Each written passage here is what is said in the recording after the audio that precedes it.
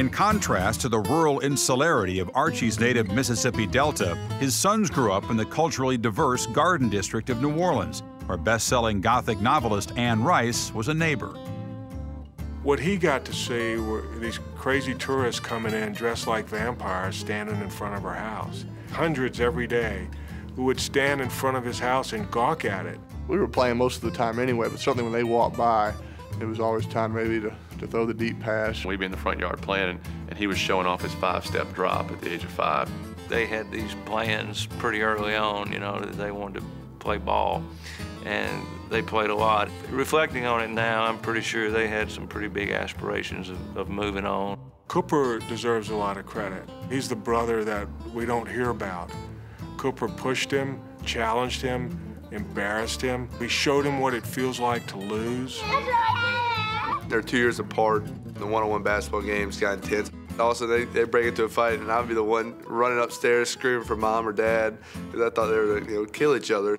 Cooper was a better athlete than he was. And I think that little mental challenge of being the middle child and always striving to get their approval still drives him.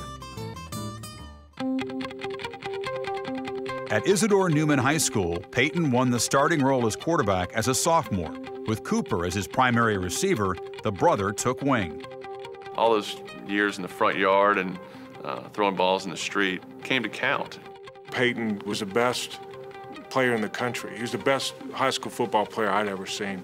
Playing with Cooper, they lit up Louisiana football. That was fun. Olivia and I have said many times that was our favorite year in football. That was a magical year. It's probably the nicest Cooper had ever been to Peyton, too.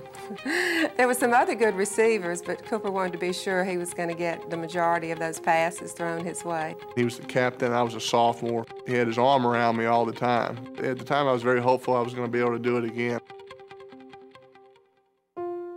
When Cooper enrolled at Ole Miss in 1992, it was a given in the Manning family and throughout Mississippi that Peyton would join him 2 years later. But that fall, Cooper was diagnosed with spinal stenosis, a congenital disease causing narrowing of the spinal column. Cooper had to go through surgery that was, quite difficult, and then a long rehabilitation period. And his football days were over.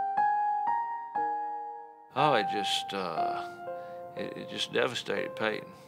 Peyton, at that point, just didn't think life was fair. This is not fair, and that God was kind of really dealing Cooper a bad hand.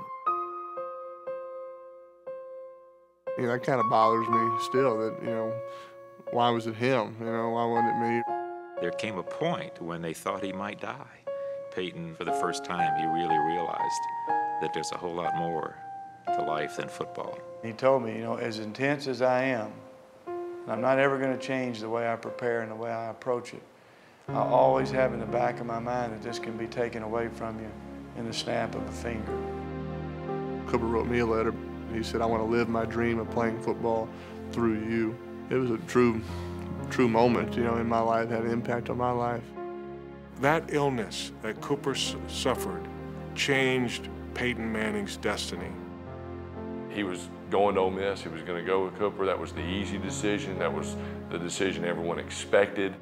I think Peyton realized then, I've got to do something for me now.